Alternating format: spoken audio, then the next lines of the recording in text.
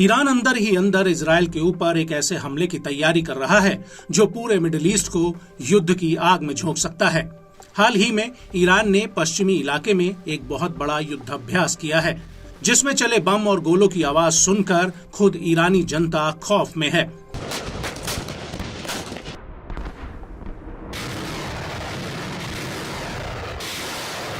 और इजराइल पर हमले को लेकर कई ऐसी खुफिया रिपोर्ट्स सामने आई हैं, जिनमें कहा गया है कि ईरान अगले 24 से 48 घंटों में इजराइल पर हमला कर सकता है।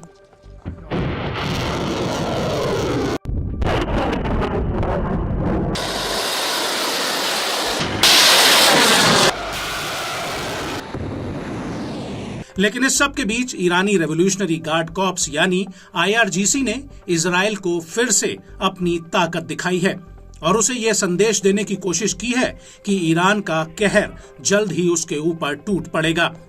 दरअसल ईरानी रक्षा मंत्रालय ने अपने ताकतवर मोहाजिर-10 ड्रोन और अपने परिष्कृत रडार सिस्टम की नुमाइश की है। लेकिन इजराइल के लिए खतरे की बात यह है कि ईरान ने जिस ड्रोन को पूरी दुनिया के सामने पेश किया है वो सीधे तेल अवीव में जाकर फट सकता है और इसकी रेंज 2000 किलोमीटर तक है। ये ड्रोन 24 घंटे तक हवा में उड़ान भर सकता है।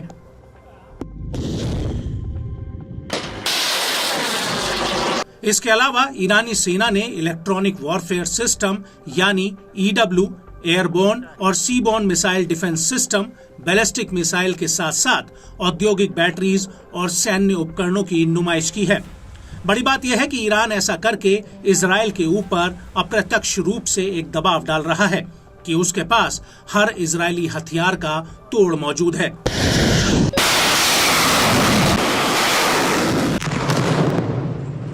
आपको बता दें कि ईरान ने इन हथियारों की नुमाइश रूस की राजधानी मॉस्को के बाहर पेट्रियट पार्क में चल रहे international military technical forum army 2024 में की है।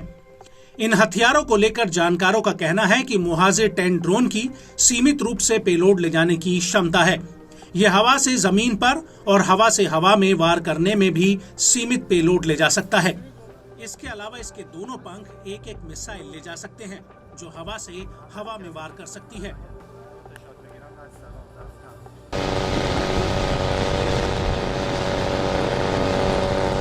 आपको बता दें कि पहले कई मीडिया रिपोर्ट्स में दावा किया गया था कि ईरान ने मोहाजिर ड्रोन के पुराने वर्जन को रूस को सप्लाई किया था, जिसका इस्तेमाल रूसी सेना ने यूक्रेन में हमलों में किया था। इसके अलावा ईरान ने रूस को घातक कामिकेज ड्रोन्स की सप्लाई भी की है। हालांकि अगर मोहाजिर-10 ड्रोन की बात की जाए तो रूस में इसे ईरान के ब्रिगेडियर जनरल अली शादमानी, जो खातम अल अनबिया के सेंट्रल हेडक्वार्टर के कोऑर्डिनेटर हैं, वो इसके अनावरण के वक्त मौजूद रहे।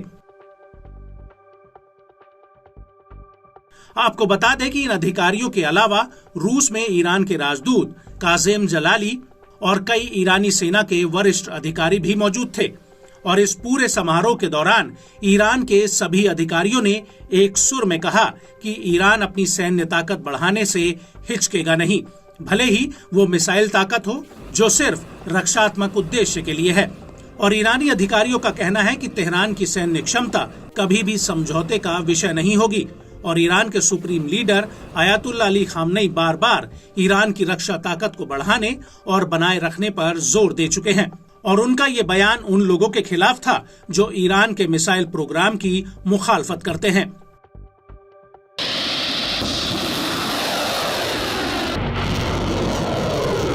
आपको बता दें कि हालिया वर्षों में ईरानी सेना के इंजीनियरों और टेक्नीशियंस ने कई तरह के घरेलू उपकरण बनाने में अच्छी खासी बढ़त हासिल कर ली है और इसी वजह से ईरान अब खुद फील्ड आर्मामेंट बनाने में सक्षम है और ईरान अब उन्हीं स्वदेशी हथियारों को दुनिया के कई मंचों पर दिखा रहा है जो सीधा सीधा ईरान की मजबूत होती सैन्य ताकत का संकेत है।